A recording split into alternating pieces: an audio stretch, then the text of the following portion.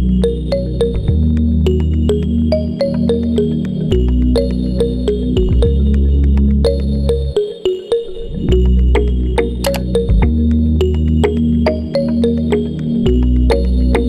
hangat hari ini, Perdana Menteri Anwar Ibrahim menyangkal kejatuhan ringgit ketika ini disebabkan ketiadaan Menteri Kewangan sepenuh masa. Sebaliknya Anwar berkata kejatuhan ringgit disebabkan pelbagai faktor antaranya disebabkan kekangan antarabangsa. Dia berkata demikian bagi menyangkal dakwaan ahli Parlimen Bacok dari PAS, Muhammad Syahir C. Sulaiman. Suruh orang yang cadang itu, baca laporan ekonomi dan kewangan bukannya laporan PAS, katanya seperti dilapor Berita Harian. Perdana Menteri berkata demikian ketika ditemui selepas menyempurnakan Majlis Penyerahan Kunci Perumahan Penjawat Awam Malaysia PPAM, Madani Daloh di Putrajaya.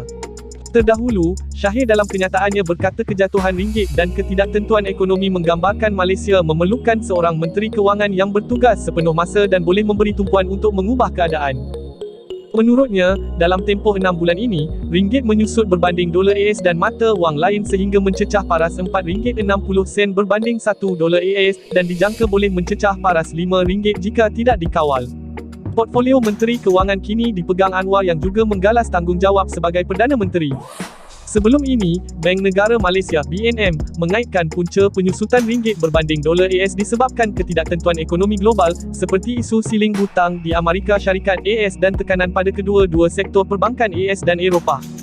Bank Pusat itu mengingatkan bahawa prestasi ringgit berbanding dolar AS atau mana-mana mata wang tidak menunjukkan prestasi ekonomi Malaysia, yang dijangka terus berkembang 4 hingga 5% tahun ini. Lantik Johari jadi Menteri Kewangan kedua. Sementara itu, Syahir dalam respons kepada Perdana Menteri berkata dia tidak menyebut mengenai punca kejatuhan ringgit tetapi penyelesaiannya. Yang amat berhormat Anwar, saya tidak sebut puncanya, tetapi fokus kepada penyelesaiannya.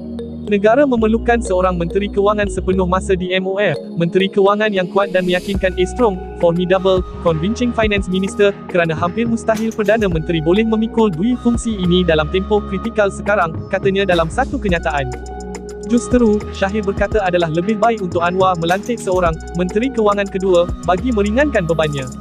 Diketahui bahawa wewenang Menteri Kewangan sangatlah rumit, perlu membuat banyak keputusan penting, menyemak dan menandatangani banyak dokumen setiap hari. Malah sebahagian tugasan sulit ini tidak boleh diserahkan kepada Timbalan Menteri Kewangan, apatah lagi Timbalan Menteri bukanlah ahli mesyuarat Kabinet Jemaah Menteri.